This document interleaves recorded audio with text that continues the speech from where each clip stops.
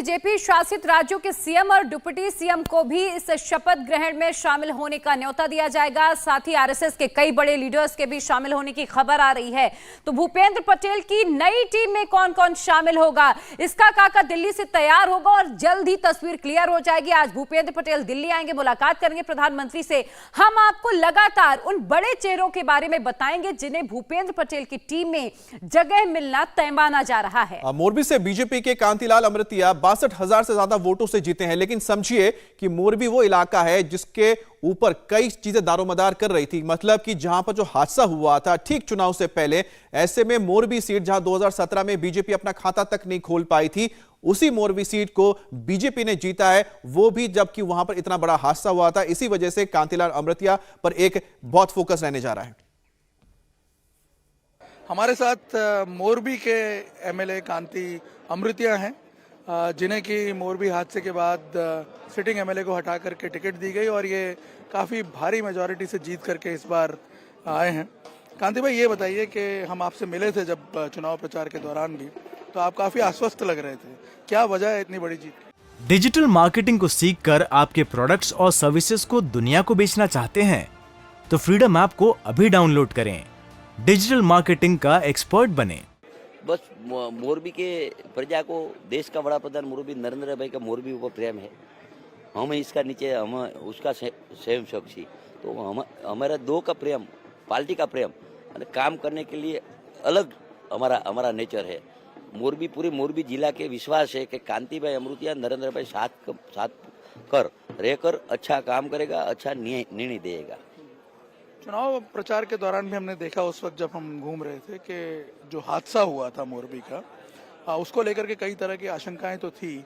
आपको क्या लग रहा है, क्या उसका कुछ भी असर दिखा जिस प्रकार की जीत आप? मेरी बात सुनो, एक 40 दिवसिया मिठाई नहीं खाया, हार नहीं पहरा, ढोल नहीं बजाया, फटाकड़ा नहीं फोड़ा। गई काले उसका परिवार को साथ में बैठकर हवन किया और बाद में मैं उसके हाथ के मिठाई खाया। आपने बिल्कुल खुशी भी नहीं मनाई? नहीं, खुशी नहीं। उसका परिवार लाया था मेरे लिए मिठाई। इतनी बड़ी जीत, 156 सीटें आ गई, आपने कल्पना की थी क्या? हम तो बोला था, हमारा देश का बड़ा प्रधान बोला था 151 सीट। तो गुजराती की प्रजा है, उसको वो कन्यादान करता है ना, तो नक्की किया हो कि इतना कन्यादान करवाना है, तो उसका आजू बाजू का वाला ऊपर जे देते हैं વધારે, ये गुजराती प्रजा ही दिया है। तो इतना प्रेम क्यों एक साथ बढ़ा? गुजरात के प्रेम नहीं हो तो क्या है? अमित भाई के, नरेंद्र भाई के प्रेम नहीं हो तो गुजरात के क्या है? पूरा भारत को प्रेम है तो गुजरात तो देगा ना। आप क्या मंत्री बन रहे हैं इस बार? ये पार्टी नक्की करेगा। मेरी 7वीं टर्म है। मैं कोई दी मेरा मन में ही मैं विचारा ही नहीं है मुझे मंत्री बनाया। मुझे नरेंद्र भाई पार्टी जे काम किए मैं करा है। तो हमारे साथ इस वक्त निर्णय कपूर, साथ ही साथ हमारे साथ गोनिका भी जुड़ गई हैं और उनसे सीधा हम बात करते हैं, क्योंकि इस वक्त जो हलचल बहुत तेज है। और साथ ही साथ तो बिल्कुल हम सबसे पहले निर्णय के पास ही चलता है। निर्णय, फिलहाल हमें जानना चाहते हैं कि 12 तारीख को शपथ ग्रहण होने जा रहा है, तो शपथ ग्रहण से पहले किस तरह की तैयारियां चल रही है और साथ ही साथ 10:30 बजे जो मीटिंग होने जा रहा है उसको लेकर क्या जानकारी आ रही है?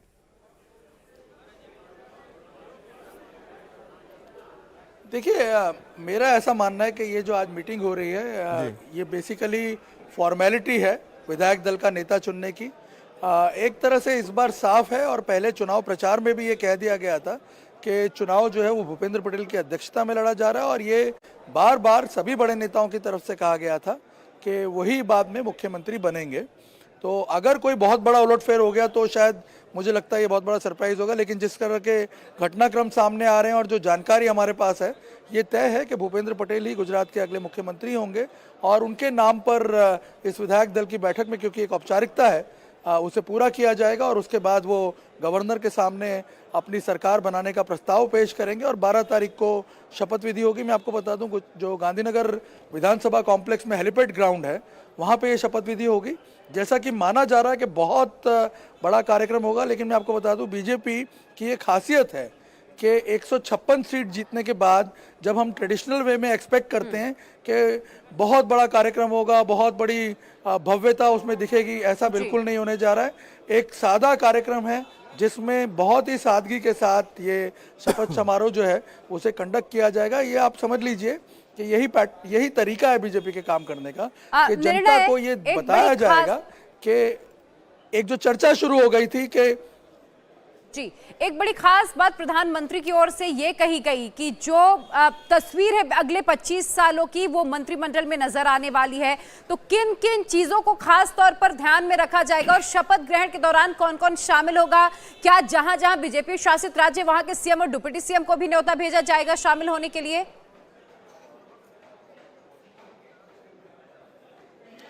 देखिए, मैं अपनी बात पूरी कर लूं पहले कि यही बीजेपी कन्वे करना चाह रही है। जो आप सवाल भी पूछ रहे हैं, 25 साल का जो आपने प्लानिंग की बात की, यही बीजेपी कन्वे करना चाह रही है कि इतनी बड़ी जीत के बाद जब आप बहुत भव्य समारोह करते हैं, लोग ये चर्चा करते हैं कि शायद अहंकार आ जाएगा पार्टी के अंदर, कार्यकर्ता जो हैं वो बेलौस हो जाएंगे। ऐसा बिल्कुल भी नहीं है।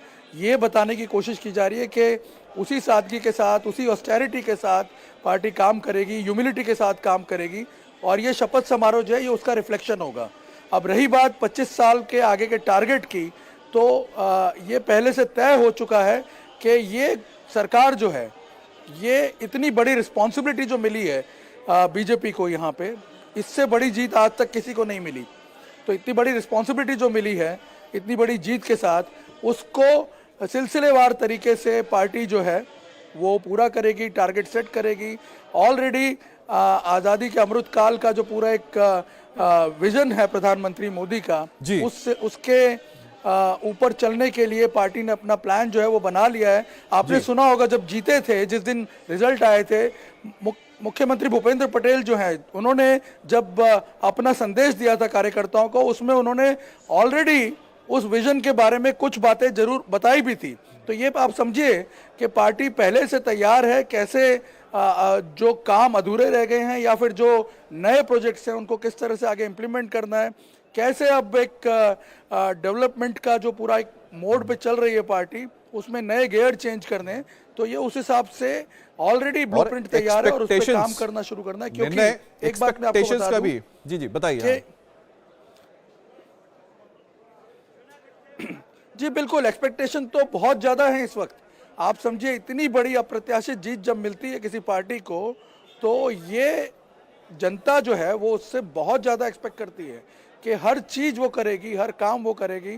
और आप समझिए कि अब ये माना जाएगा, जैसे आपने देखा होगा क्लास में अगर एक बच्चा 90% लेके आता है तो हर बार उससे एक्सपेक्ट किया जाता है कि वो 90% वाला ही परफॉर्मेंस देगा। तो ये प्रेशर जरूर रहेगा, लेकिन मैं आपको बता दूं, डिजिटल मार्केटिंग को सीखकर आपके प्रोडक्ट्स और सर्विसेज को दुनिया को बेचना चाहते हैं तो फ्रीडम ऐप को अभी डाउनलोड करें। डिजिटल मार्केटिंग का एक्सपर्ट बने। कि मोदी ने जरूर जो ये टीम बनेगी नई, उसको ये अपना एडवाइस देंगे, उसे बताएंगे कैसे चीज़ों को एग्जीक्यूट करना है, कैसे लोगों के साथ वही संपर्क, वही कनेक्ट जो है उसे बना के रखना है ताकि आगे के लिए कोई परेशानी खड़ी ना हो। मैं आपको बता दूं, अगर आप याद करें 1985 में जब कांग्रेस अपने पीक पे पहुंच गई थी, 149 सीटें लाई थी, और उसी के अगले इलेक्शन में आप देखिए कांग्रेस 33 सीटों पे आ गई थी, पतन हो गया। इसलिए ये जो प्रेसिडेंस है वो आज बीजेपी के सामने है और वो उसी चीज को ध्यान में रख करके अपनी योजनाओं को आगे बढ़ाएगी। निर्णय कार्यकर्ताओं को बहुत ही अच्छे पॉइंट पे, आपने बहुत ही अच्छे पॉइंट पे अपने, आप जो बता रहे थे बहुत अच्छे पॉइंट पे आपने इसको लाकर छोड़ा है। इसको आगे बढ़ेंगे जब आप आपसे फिर आगे बात कर रहे हैं, क्योंकि आपने जो बताया कि जब अपने पीक पर आप पहुंच जाते हैं, जहां पर पीक पे पहुंचने के बाद फिर अचानक गिरना नहीं है, उसको मेंटेन करना है। जब निर्णय से हम आगे बात करेंगे तो जानेंगे कि आखिरकार इसी की तैयारी किस तरह से कर रही है बीजेपी, क्योंकि तभी तो जो 156 सीटें मिली हैं, आने वाले वक्त में क्या बीजेपी इसको मेंटेन कर पाएगी? इंडिया टीवी हर वक्त हर जगह डाउनलोड करने के लिए सर्च करें India TV news Google play store या ऐप स्टोर पर।